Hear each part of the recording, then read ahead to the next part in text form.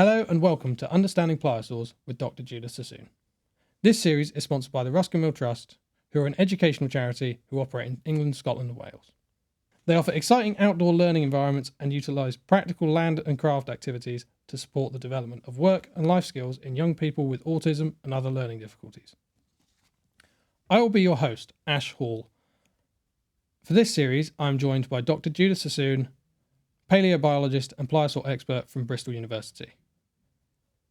Can you tell us a little bit more about yourself, please, Judith? Thank you very much, and hello, Ash. Yes, so I'm a paleobiologist and I'm affiliated to Bristol University, and I'm here at the Etches collection thanks to the sponsorship of the Ruskin Mill Trust. I've been interested in the fossils and the fossil record pretty much all my life, but really it's the last 15 years that I've been seriously interested in marine reptiles, especially the group known as the Plesiosauria, and these include the Plesiosaurs and the Pliosaurs. And in more recent times, in fact, I've extended my interest to also look at the philosophy and the history of paleontology with colleagues at Exeter University, and I'm using case studies from the history of plesiosaur and pliosaur research to help with that.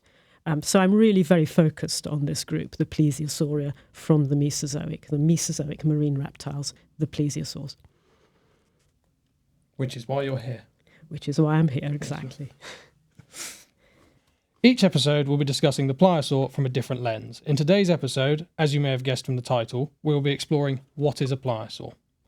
But first, before we get started, it's important to discuss what qualifies us to have this discussion and how it is we can ascertain any of the information we will be discussing. So Judith, over to you. How do we know anything about pliosaurs and what qualifies us to discuss them? Thanks for asking. That's a great question.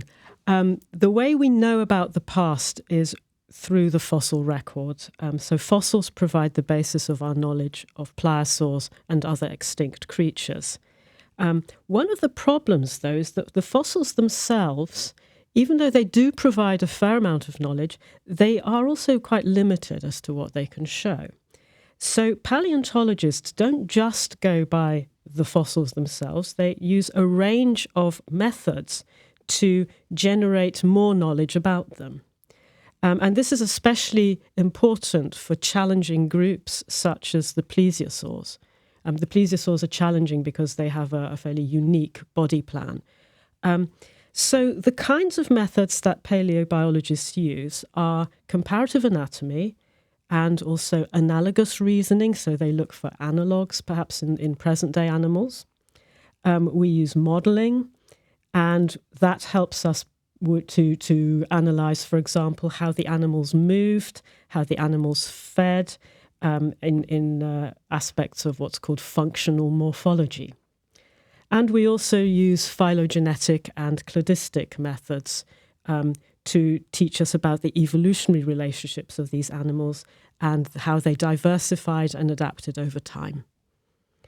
So, yes, but even with all these methods, the very foundation of our knowledge always has to come back to those fossils. So it's a fossil-based science. Some of the methods you mentioned there sound like they could be classed as slightly subjective. So does that mean that there is a chance that what we are discussing is factually incorrect and it's just someone's idea? Well, we are pretty sure that using our methods we can make some approximate inferences for sure. And one of the things is with, let's say, taking the plesiosaurs as an example, is we don't always get it absolutely right.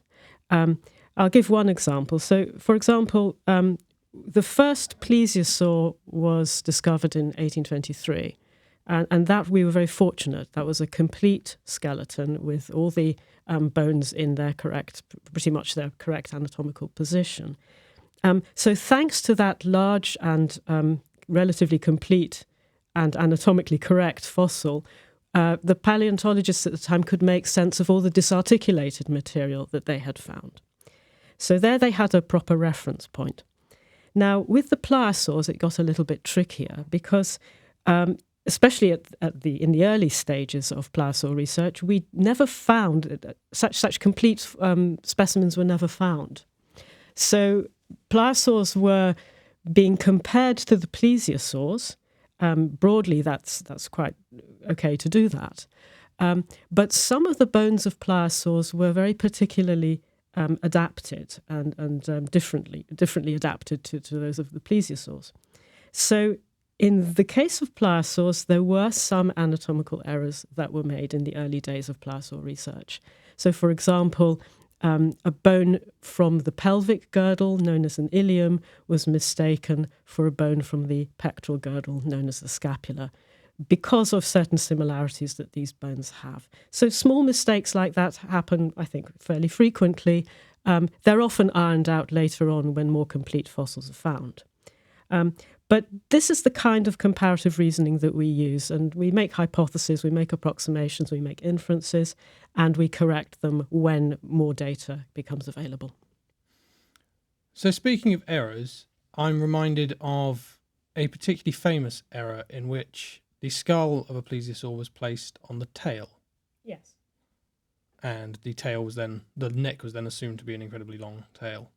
Yes. So it definitely happens. It certainly does. That's a very famous example when Cope made the error of placing an elasmosaur head on the tail of the creature. And the mistake was quite understandable. He couldn't believe, aesthetically, I suppose, and also functionally, how an animal could have such a long neck as an elasmosaur. So we can definitely gather some information about them, and we can understand these animals to an extent. So Judith, what is a pliosaur? A pliosaur is a marine reptile with a very particular body plan.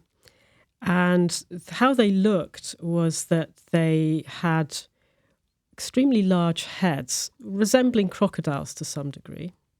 They had quite short necks, or relatively short necks.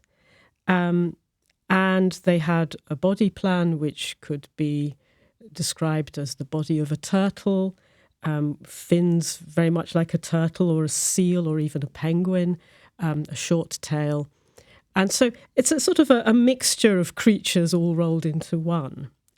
We contrast them with the plesiosaurs, who had a small head relative to their necks and much longer necks than the pliosaurs. But they also retained the four-fin body plan and the sort of barrel-shaped turtle-like body. I'm reminded of what one of my colleagues at Exeter University coined recently. He said that the way we sometimes present these creatures, the plesiosaurs and the pliosaurs, is using exquisite corpse reasoning. And what that refers to is a parlour game where people are sat around a room and a piece of paper is passed around this group. And the first person draws a head, folds the paper over, passes to the next person draws a torso, folds it over, passes to the next person, who draws limbs, and then maybe the fourth person draws a tail. So each person draws something different, and you get a sort of conglomeration of peculiar features in a single animal. So when animals like the plesiosaurs were described in the early days, they were described as a snake threaded through a turtle, or the head of a neck of a snake and the flippers of a turtle, and so on. So always referring by analogy to creatures that we can understand in the present. And I love this. It's called exquisite corpse reasoning. So if you ask me what a pliosaur is, it is an exquisite corpse. Wonderful. You mentioned that they are reptiles, yes. Marine reptiles. But what does that actually mean? So the pliosaurs belong to a clade called the Plesiosauria. As I said before, they include the plesiosaurs and the pliosaurs together. They're distinguished by this four-fin body plan we've just been mentioning. And they are indeed marine reptiles. So we know, first of all, let's break that down to what marine means in this context. Marine, for sure, their body plans suggest that they lived in the water. And the deposits in which they are found, the fossils are found, also suggest that they were marine creatures. And by marine reptile or marine animal, we mean an animal that feeds and lives and reproduces pretty much exclusively in the sea. Now, as far as modern-day analogues of such creatures are concerned, we have really only one type of reptile today that is exclusively marine, and that is the sea snake. And we have a few other examples of reptiles today that approximate to being marine reptiles. So, for example, the marine iguana, that can still come out on shore, but lives much of its life and feeds in the water. The sea kraits, they're snakes that don't always spend their time in water. There's also the saltwater crocodiles or the sea turtles. The sea turtles, at least the females, still come out to shore to lay their eggs. So these are near approximations of marine reptiles living today. But we know that the plesiosaurs and the pliosaurs, they were exclusively marine. In the early days of plesiosaur research, it was thought that they possibly did come out onto land, as we can tell from some of the images that were made of them, some of the representations in paleo art. It was maybe thought that they, like turtles, that they came out to lay eggs on land. But we know now, in fact, that they don't lay eggs, that they give birth to live young, in the same way that the sea snakes do. So, Judith, you've mentioned why they're marine, or what allows us to call them a marine animal, but what allows us to call them a reptile? Certainly. So the definition of reptile is actually quite tricky. And to truly understand what a reptile is, I suppose it's important to go back in history a little bit to find out where the term originated from and why it originated in the way that it did. So if you go back, let's say, to the German biologist Ernst Haeckel in the 19th century, he distinguished the vertebrate groups in the following way. He grouped together birds, mammals, and reptiles meaning crocodiles, turtles, and lizards, so extant reptiles. He grouped those three vertebrate groups together into what he called the amniota. And he distinguished the amniotes from the amphibians and the fish, the other two groups of vertebrate animals. So he placed the birds, mammals, and reptiles into amniota. And then what we needed to do, what was necessary to do, was then to include the fossils within that group. So the fossils that were emerging at the time, it was clear from around the Permian, could be distinguished into two groups themselves. So basically it was assumed that following the evolution of amphibious creatures or amphibians onto land, that the animals that emerged were all reptiles of some sort. And within that group of animals that had emerged on land, as I said, they could be distinguished into two further groups. A group which had a very particular skull structure, which included an opening in the lower section of the back of the skull. That group was called the synapsids. And it became clear that the synapsids were the ancestors of the modern mammals. So these reptiles that had emerged from the water were, as I say, distinguished into the synapsids and everything else. And the everything else was still grouped as reptiles. Now, this other group, the everything else, had skulls also of various structures. Some of them had skulls with two openings. So, like the synapsids, an opening in the lower part of the skull, the infratemporal fenestrum it's called, and one above that called the supratemporal fenestrum. So these two openings distinguished the so-called diapsids. And also amongst this other group, not the synapsids, there were other skull patterns. So, for example, there was one which had no openings at all. They were called the anapsids.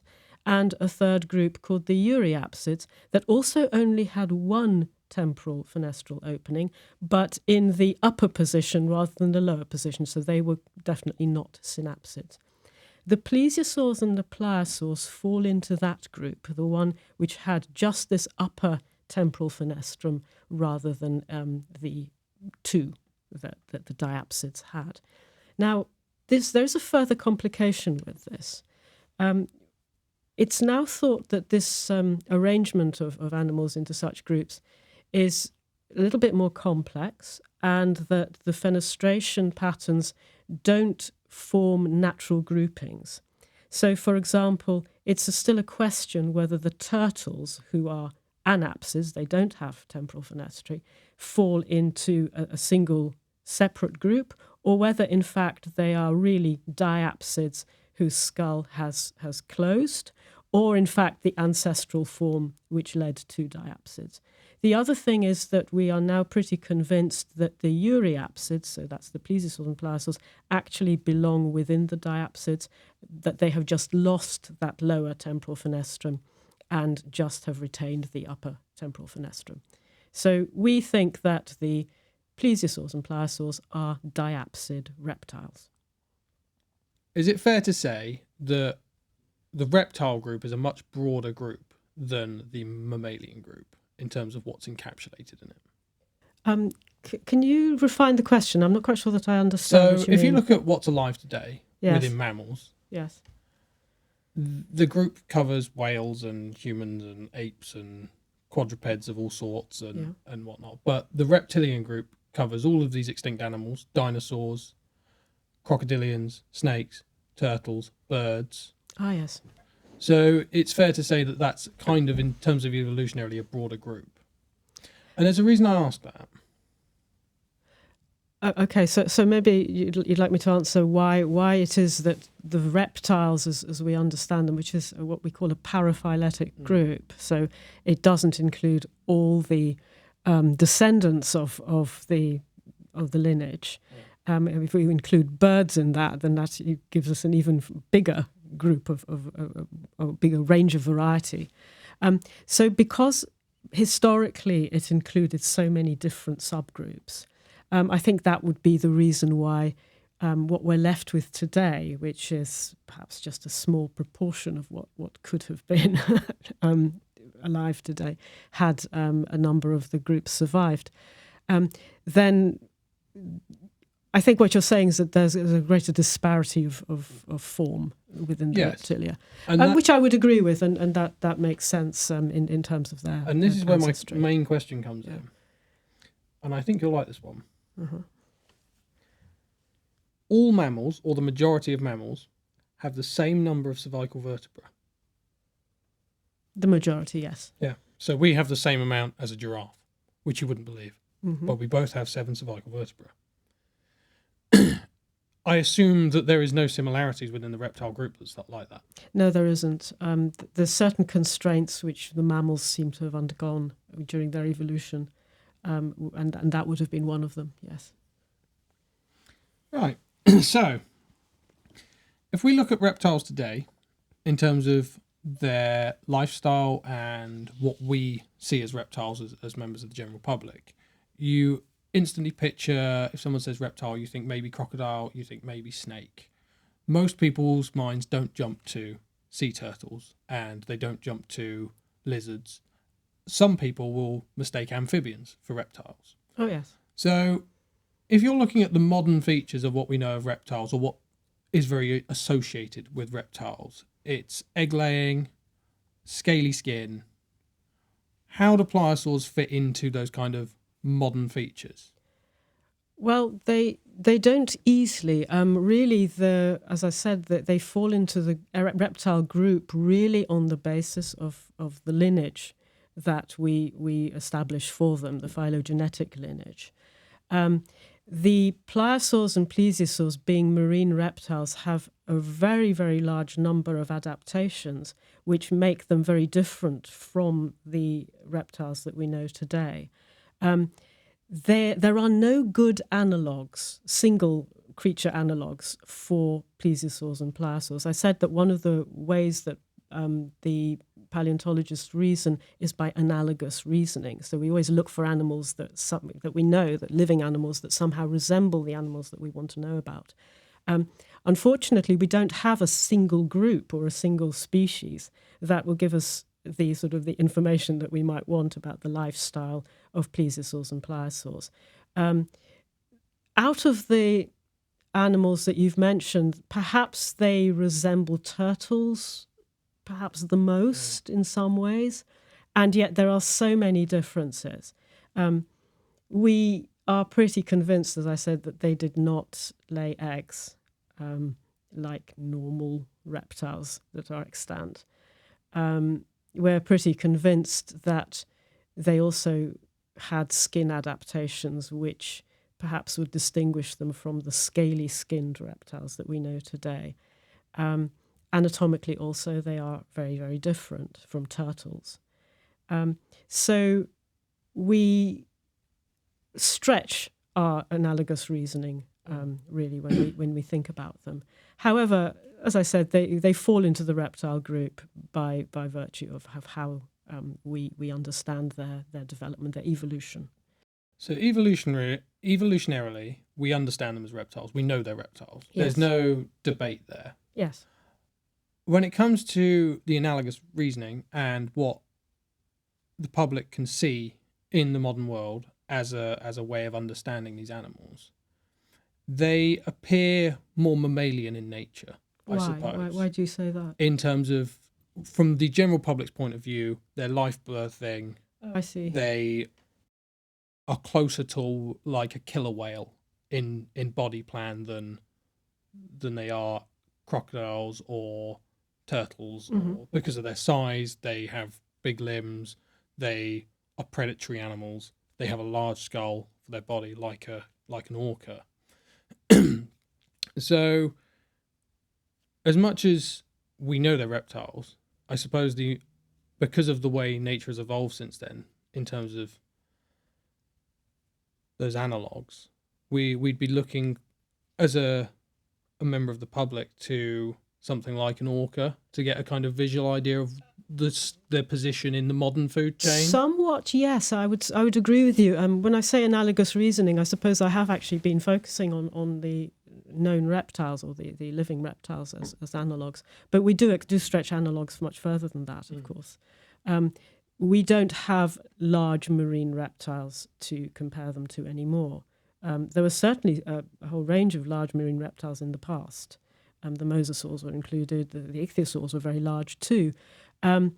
Today, of course, the mammals are the dominant group. The mammals are the dominant group, and from the mammals we have the cetaceans that are the sort of largest predators in the water.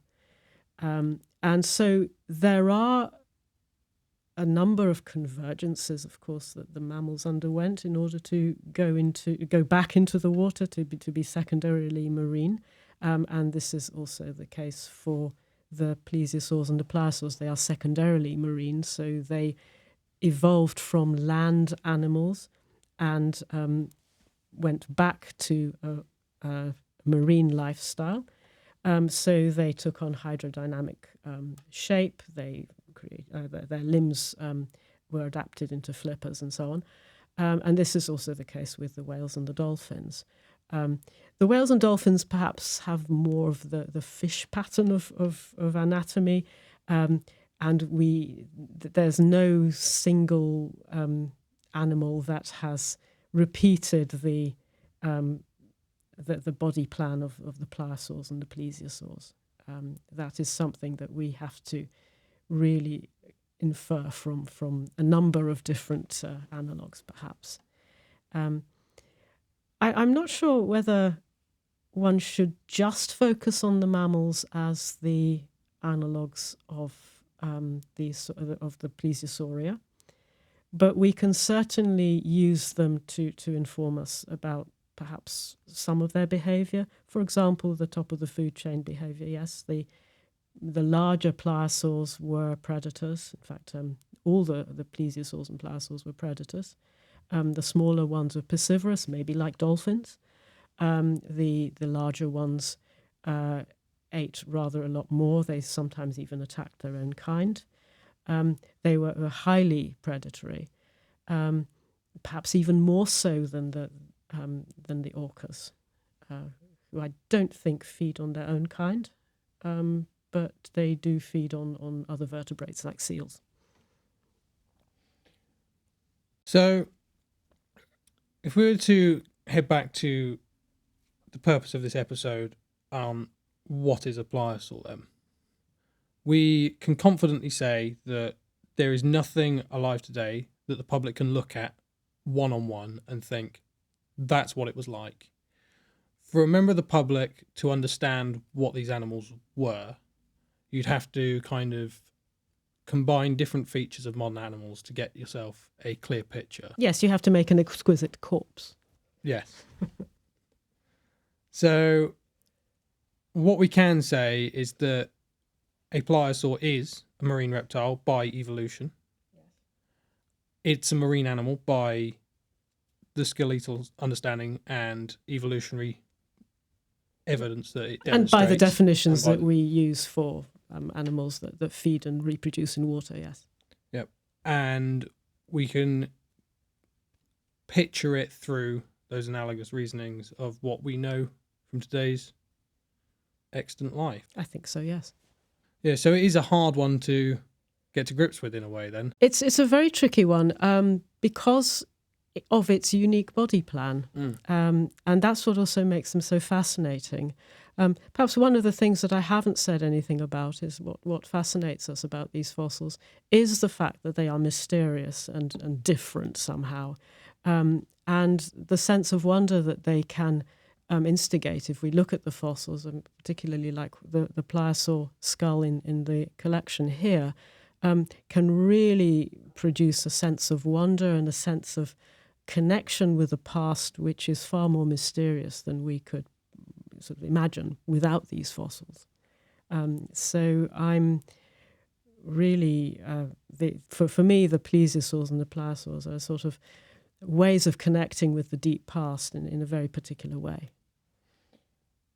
I think you've touched on something there when you talk about the kind of mystery of it all, because they are, as far as I'm aware, specifically, well, the plesiosaurid group, including the pliosaurs, there is no modern equivalent, and there have been convergences through the Mesozoic of different body forms, at least for the pliosaurid kind of body form, with the Romeleosauridae groups, the polycotylic groups, and the Pliosaurus genus, etc. Yes, perhaps that's something I should have said earlier, that the body plan of the pliosaurs doesn't just belong to one evolutionary lineage.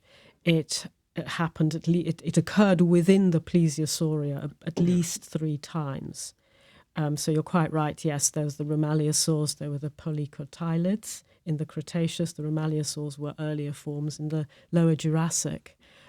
When we talk about true pliosaurs, perhaps, we're thinking of the group that evolved into the very large forms which were around in the upper Jurassic and into the Cretaceous as well, the sort of the really macropredaceous, large animals.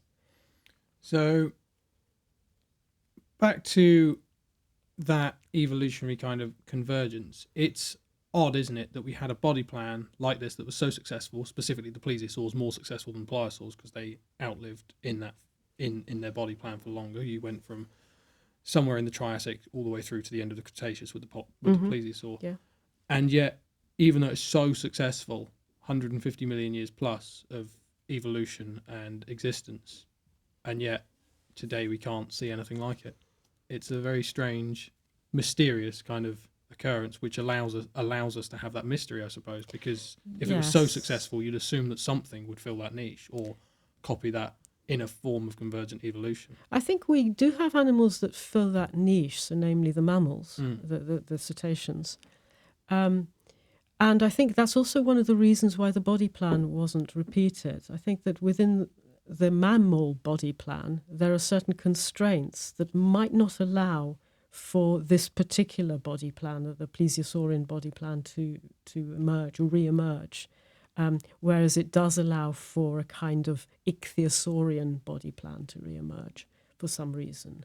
Even though the motions of dolphins and whales are different, they move their tails dorso-ventrally up and down rather than side to side, which is a far more reptilian way of moving. Well, that's a really interesting point. Well, that sounds like a great point to end on. Thank you. Because we can look at why that might be when we discuss the skeleton in a later episode. Yes, that would be a very interesting subject to develop. Next time, we will be discussing Pliosaur anatomy, focusing on the fleshy features of the animal, before we move on to our third episode, which will be about the skeletal structure. For now, you've been listening to Understanding Pliosaurs with Dr. Judyth Sassoon. Thank you. See you next time.